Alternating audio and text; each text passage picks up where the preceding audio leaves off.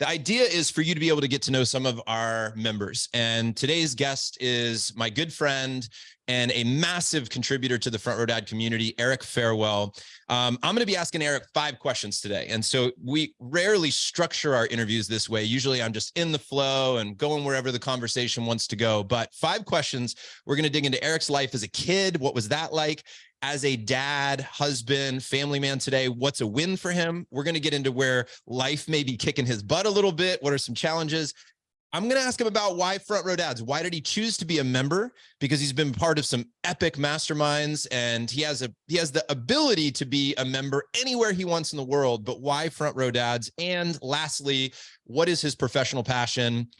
There's quite a few, as you'll learn, but how does he put food on the table for his family? So we're going to get into this in a second, guys. I also want to thank you, by the way, in advance for listening to this show, for showing up for you, showing up for your family.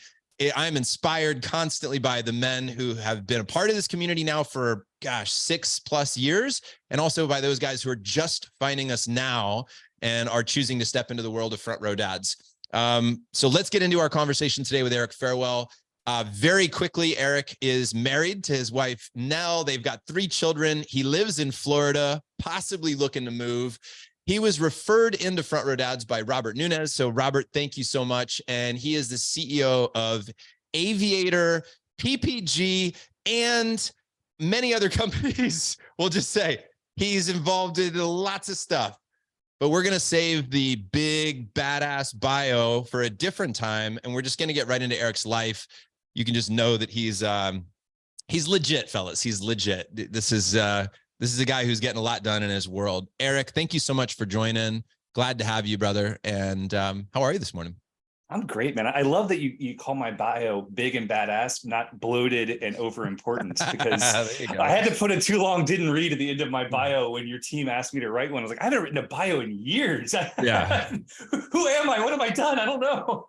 Dude, you know what's funny is when I was just getting into speaking, I was so nervous about stepping in front of people that I really wanted them to, I wanted to earn their respect. I mean, that's out of fear, right? It was ego. I wanted them to feel like they were in good hands with this speaker. So I wrote this long ass bio, and I remember handing it to the MC. And I don't remember if they laughed directly in my face or if they were more gentle about it. But it was clearly evident they were not going to read this entire bio, and they ended up reading like 3 bullet points of my bio. Something I really love about that is you talk about the fear. And I had a meeting. I've been really blessed. It's kind of one of my priorities over the last really 3 months has been, I want to talk to every Front Row Dad who is in transition, which is all of us, right? Mm-hmm. But someone who's looking to shift from a career to a business, someone who's building a new business or buying a business. I've just been so intrigued by their stories because of how it affects their family, because these professional decisions can massively impact how our lives look, right? And my life has been massively impacted since Front Row Dads Live by trying to meet with these dads, right? But one of them, he was talking about making a transition from his current business into a different one because he wants to have a longer resume, a bigger resume. And my resounding feeling after this hour-long conversation is like, brother, you don't need to add to your resume. What you've already done is badass. You're already there. You're already someone people want to listen to. Like, why are you transitioning out to build a bigger resume? You're already there. And I'm just thinking about this guy. I don't want to air him out on the air, but like, guy is just a passionate go-getter, build a really impressive business on his own. I'm like, dude, you don't need more than that. You're already batting 1,000. Good on you, Dude, I don't want to meander too long before I get into the 5 questions, but I gotta add this wristband. Have you seen these that we have that they're printed that says family man, etc.? Have you ever seen this? I haven't.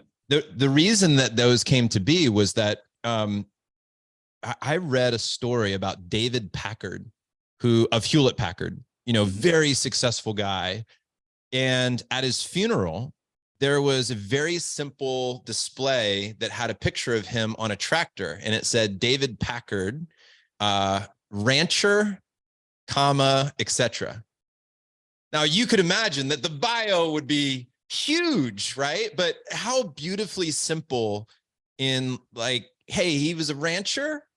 He happened to do some other things, And then I thought, what if because our identity at Front Row Dads being family men with businesses, what if in the most simple terms, it was family man, comma, etc. Like that's Yes. the way we looked at it. Like, hey, I'm really a family man who happens to do some other stuff. Maybe I built some multi-million-dollar businesses. Maybe I, did all these other things, but ultimately I'm a family man and then I do some other stuff. What a beautiful way to look at it. It is, and it's actually funny. So I had my band call yesterday, and my band are badasses. I can't even tell you how incredible these guys are. And we had the conversation about identity.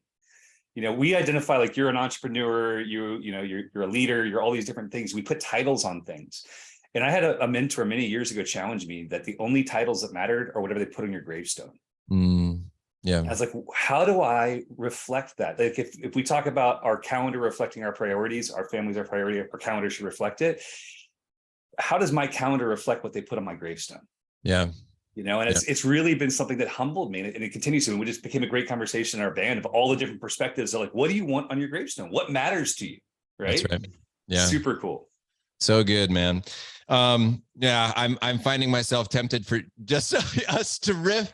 I'm like, it's so easy for us to just follow the flow, but let's get into it. All right, so here we go. 5 questions.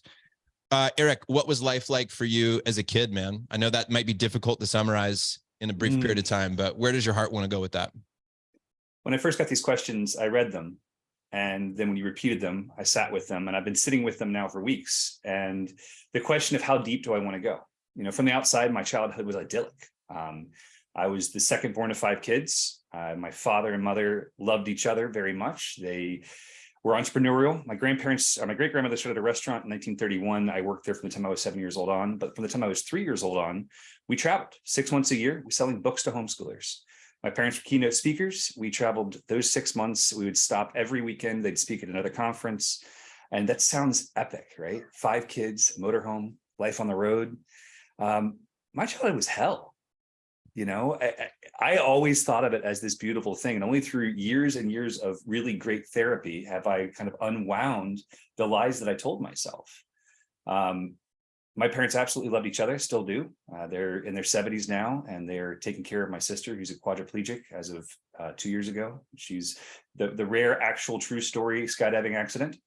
So they're taking care of her, and they did the best they could. There's no question. They had very limited tools, coming from a very religious background, and no greater joy and all those different things out there that were telling parents how to take care of their terrible children, because we're all born with so much sin and we can't possibly be good. So we have to beat the bad out of them. And I look at that, and I'm deeply grateful for the adventures and the experiences that were inspired in me to become the hard charging entrepreneur that I am. But I reflect, and don't get me wrong, I'm going to screw my own kids up. Everybody does, right? We don't have a college fund. We have a therapy fund for a reason. But I look and I just reflect, how do I show my kids that they're full of good and love instead? And so I'm deeply grateful for my childhood. It was an extremely stressful one. Just because my parents were entrepreneurs didn't mean they were successful. So we lived in a feast and famine lifestyle. We of those 6 months on the road, we make great money, but at a 4% profit margin, 6% profit margin, there's very little money to be had by the time Christmas comes around. So toilet bowl cleaner for Christmas one year, toenail clippers. I got a vacuum cleaner one year for Christmas. That was a high year. So there's a lot of love, but there's also a lot of stress and anxiety, and not a lot of ability to sit in presence with that. The idea of being a safe place as a man, for my wife to feel her emotions, for my kids to be present with their emotions, to be overwhelmed. I did not learn that from my family. Do you find that from men like you? Do you find that you are resentful even now as a man at this point in your life of your childhood? I don't feel any resentment. In fact, I struggle to feel the bad parts of it. And I think that part of that's the conditioning. We like to say that the Farewells have two things. One, we are committed deeply to overdoing anything. Anything worth doing is worth overdoing, and we silver linings the shit out of everything. So we find a way to find beauty in it. I'm having to be honest with myself about the negative parts so that I can move beyond them. Yeah. I don't feel resentment. I feel pity. I feel sadness, because the beauty and joy in living a more present life and being more open with your own emotions, your own experiences, is so much more fulfilling and so much less stressful.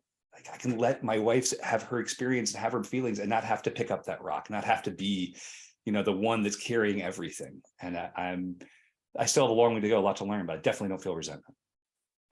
Eric, what's going great for you right now, man? Looking at your life as a family man, you could consider any category there. What's something that we can celebrate with you? Dude, I'm so prepared for this. I had band yesterday. Like I said, I'm ready. So it's kind of cool. For each of us, we marry a partner who's designed to trigger the absolute living hell out of us. Whatever it is in our life that we're supposed to learn in this life, our spouse is there to trigger us and make our life terrible at times, right? And then our kids are born to fit any of those areas that your spouse didn't trigger. They're there to trigger, right? But you hear these stories of relationships and people who are struggling, people who are having challenges, people who are really in an awful place. And my wife and I have been there, man. We have been through hell and back and somehow came out stronger. But one of those processes has been trying to figure out how to love each other.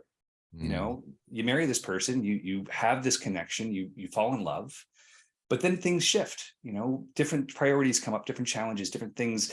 And the kids are needy, the lawn needs food, whatever it may be. And eventually it starts to feel almost like you've lost the ability to have power over showing that love to the other person. And somehow over the last few years, my wife and I have grown closer and closer in the ability to understand what we need. And for her love language to receive is time. She loves quality time. And so back just before Thanksgiving, we started sitting on the deck and lighting a fire.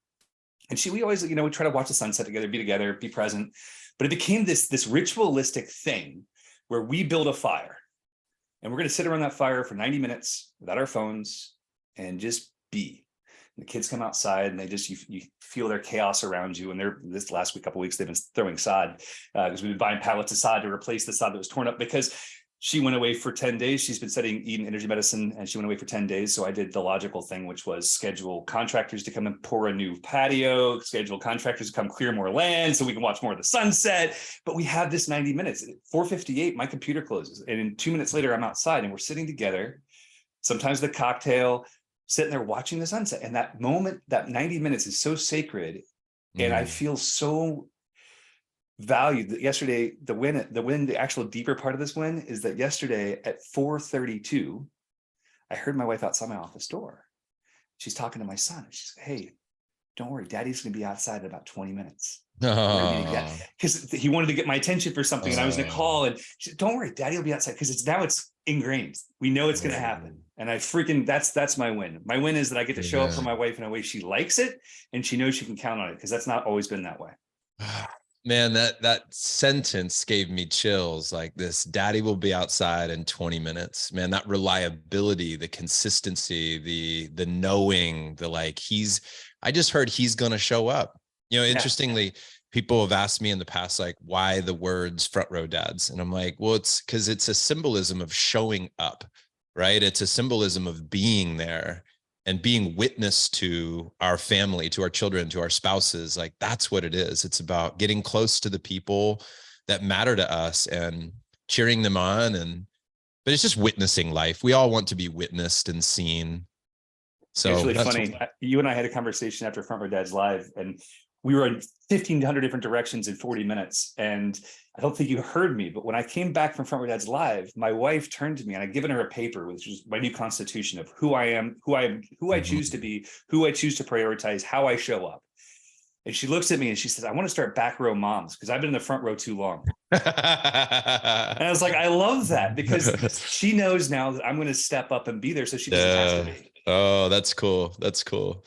That's awesome, man. Yeah. Oh, I love it. What's kicking your butt right now, man? What's truly challenging you?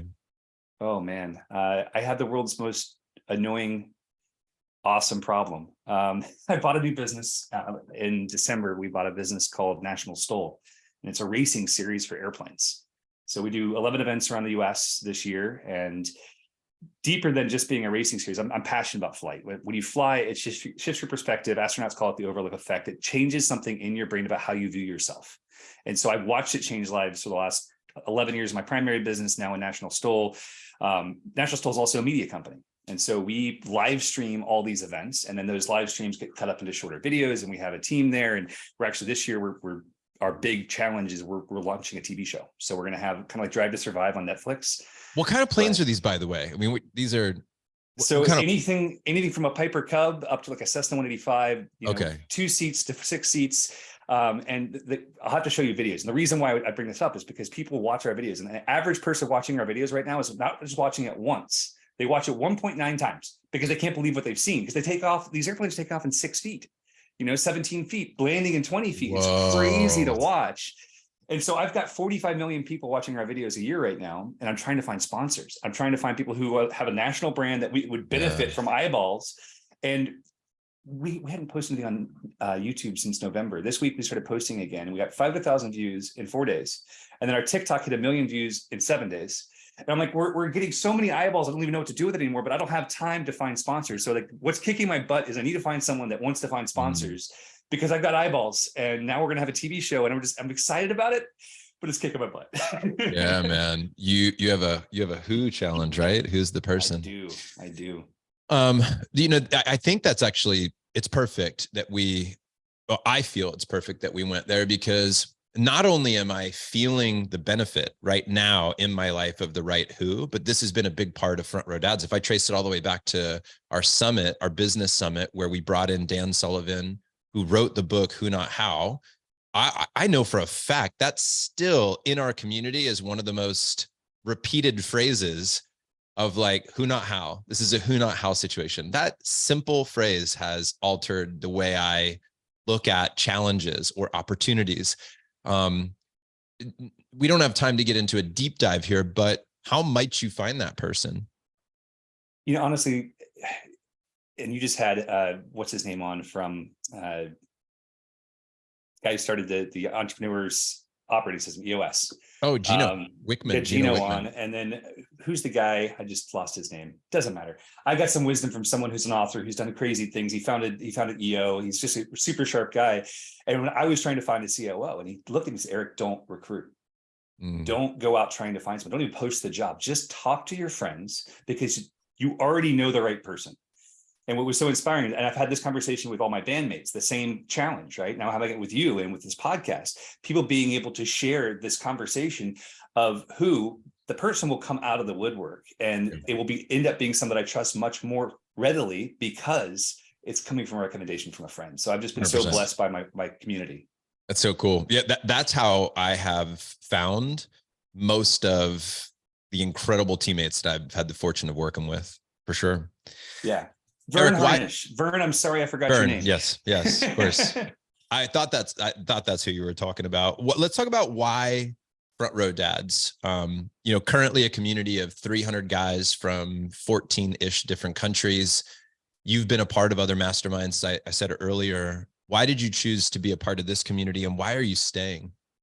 Oh, dude, this is a tough one. This is going to get deeper, and you're going to really like my answer. So I've been a part of some incredibly high-level masterminds since I was 13 years old. I started my first business at 13, selling airplanes with this new thing called the internet. That brought me into the internet marketing space, where I was the wunderkind that was selling high-ticket items that was unheard of at the time. That led me into you name a mastermind or a group of incredible people, and this 13, 14, 15-year-old kid that was passionate and desperate to learn more was welcomed in. I was welcomed into masterminds that were $50,000, $100,000 a year without paying for them. Come be our guest, because I was just so deeply passionate, and I've always been that way. I joined EO 5 years ago, and EO is Entrepreneurs Organization. It's 15,000 members around the world, 60 countries. It's not cheap. It's a big investment. And the only reason I joined was one of my mentors told me to. And this guy is almost $1 billion a year revenue guy, right? And he's like, Eric, the single biggest reason for my success is EO. I said, okay, I'll join. Didn't research it. Go to my first meeting. They pull me up in the front of the stage, like, our newest member, Eric Farewell. And they're like, why'd you join EO? And I said, I don't really know. Can you tell me what EO is? Solid. I had no idea. I mean, genuinely. And so I loved EO. EO has changed my life. Learning foreign mindset, or Gestalt, what we call band mindset in Front Row Dads, same idea, where we don't share ideas or advice. We share experiences only. Super, super valuable for me. It shifted how I parent, shifted how I act in my marriage, shifted how I run my businesses. And the challenge for me in EO was I live an hour and a half from the nearest chapter. So I either have to drive an hour and a half or fly 20 minutes to get to my every meeting. They have socials, they have learning experience, all these things. So I haven't been able to get as much value out of it aside from forum as I would other things. And then the other element of it is EO, the minimum threshold, you have to make $1 million a year to join, right? And so the people are awesome, but they're all in different places in life. You know, if someone has kids my age, we started having kids at 25. So I got a 8, almost 10, and an 11-year-old, and I'm 37. There's not that many people that are my age with kids my age. It was hard to find social encounters that felt relevant. Yeah. So there's an EO Dads group on WhatsApp. Somebody listed this Front Row Dads thing. I saw the podcast. I checked it out. I signed up for the wait list. And when you guys opened the gates, so to speak, it was like, oh, it's only $2,000.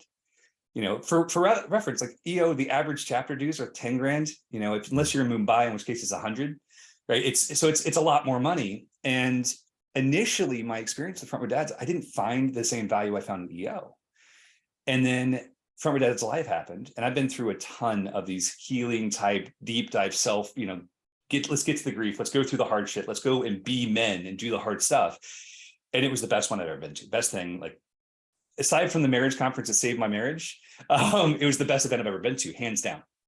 And I fell in love with the guys at Front Row Dads. I've never been to an event where there was over 100 people there, and it didn't matter what table I sat at. I wanted to have a deep conversation with every single person there. There wasn't a single person I met that I didn't want to be closer to. And so, and like, literally, I started my morning off this morning with Brent Perkins right before this call. We get on a call at least twice a week just to sit together, do a little bit of work, you know, whether it's grief work or meditation or breath work, and then just deep dive what we have to do and offer each other wisdom and experience. And it's just, these are my people, brother. These are my people. Like, I shared with my band yesterday, I'm leaving EO. I thought I would be in EO until I died.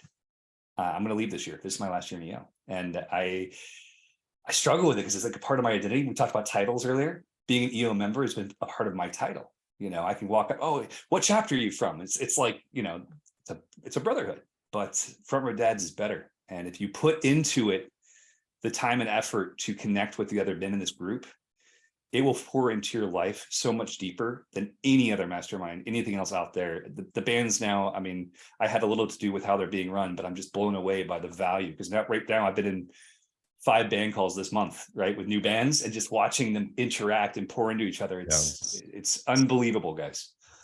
I want to say this mostly for the guys who are in our community who are listening to this show, which is that you have, but I'm also saying it to anybody out there listening, because it's a testament to adding value. This comment is a testament to adding value. And that is that you came into Front Row Dads and you immediately, well, amongst many things, one of the things you did was you were very supportive to Rachel, our community manager, our operations manager, and she felt your impact so deeply. I remember hearing her talk about how supported she felt by you, as having you as a thinking partner. And the ideas that you were sharing were rooted in experience. There was wisdom there. She took those ideas together. You implemented them. Those ideas have now shifted in a very positive way our band program. And so again, if it's unclear, the bands are small groups, for anybody who's new to the show, within our community. So anywhere up to, let's say, 8 guys that get together and meet regularly. That might be in person, that might be virtually, that might be weekly or monthly, and for different lengths of time. But that program is being tweaked and tuned and dialed in and evolving because of the support of you and other great men who have chosen to contribute, and then to test and bring back and then refine and keep building. So much appreciated work that you're doing in Front Row Dads, Eric. Thank you so much, man. It's been an honor. And I got to say, like, it's not just me. You know, Brent Perkins has helped immensely. And what's been really neat is Front Row Dads, there's lots of groups, right? There's Vistage, which is $20,000 a year to join. There's YPO, which you have to make $15 million a year to join. There's EO. There's all these different levels of groups, right? If Front Row Dads has members from all of them in Front Row Dads. Yeah, it's true. So we've all experienced great small group experiences, and like my initial experience with bands in Front Row Dads was terrible. You know, we had 4 guys, 1 in France, and it was just, we didn't link up. We didn't get deep. We didn't get to the point where we were being vulnerable and sharing from experience. And so when I kind of went all in on Front Row Dads after the live, I was like, I've got to help with this. And then other guys, you know, Jeff Peller, all these different guys came in and said, look, we want to help too. And then Rachel's such a rock star. She took everything that we'd say, and the next day we have a beautiful PDF. Right. And like, that's how she rolls, silly, man. dude. I was texting her yesterday, like, hey, we're gonna move this agenda item, and it's already changed. Yeah. She didn't acknowledge me, but it's done. You know, and that's I just want to make a comment that over the last, gosh, how many are we? We're going into our 7th year here. That over the last 7 years, that's exactly how all of this has been built. Great men saying, man, this part, we can grow this, we can improve this. Like, there's so much that we can do here. And then they all chip in. So this hasn't been like, man, John really got it all dialed in. It's like, no, man, a group of men got it all dialed in, or getting it all dialed in. Brother. You made the space, and I can't thank you enough. I will take my credit for doing my part, and part of that is holding space. So yes, it part of it is and I had to learn this in my life too, is getting out of the way. You know, like, there's an ego part that you're like, I wanted to create that idea, I wanted to save the day, I wanted to like design that program, and everybody's like, John, you made that? That's genius. The only thing that feels better than that now is when somebody else does it and they're like, John, you got out of the way and let that happen. I'm like, yes, I was able to wrestle my ego to the ground and get out of the way. So thank goodness. All right, last question, man. How we got into this a little bit, but a little bit deeper, man. How do you put food on the table? We are business owners. We put our families first, but yet we still love business. So tell us more about your professional passion and what you're up to there. Oh man, the high notes of this. I own some companies. The primary business for the last 11 years has been aviator paramotor. We teach people how to fly and overcome their fears through flight. And we teach them how to fly what we like to call butt fans. It's a fan you put on your back, you put a paraglider above your head, you run into the sky like Superman. It's freaking awesome. I've been very blessed to be able to move out of that company. The majority of the work now is being handled by my COO, which allowed me to have more freedom to get involved in National STOL, which is another huge passion of mine. And then the backside of it is that I help other entrepreneurs really lever up what they're doing. I don't consult for money, I consult for equity. And in that, I like to come into a business like Front Row Dads and see areas that my experience might be able to help. And it really not just elevate the experiences, but eventually elevate profitability. And I'm so passionate. I believe that for-profit businesses can change the world faster than any nonprofit or government can. And I think that we all have an opportunity and a responsibility, if we have that bone in our body, to shift from being employed to be the employer. It's almost like shifting from the small E to the big E.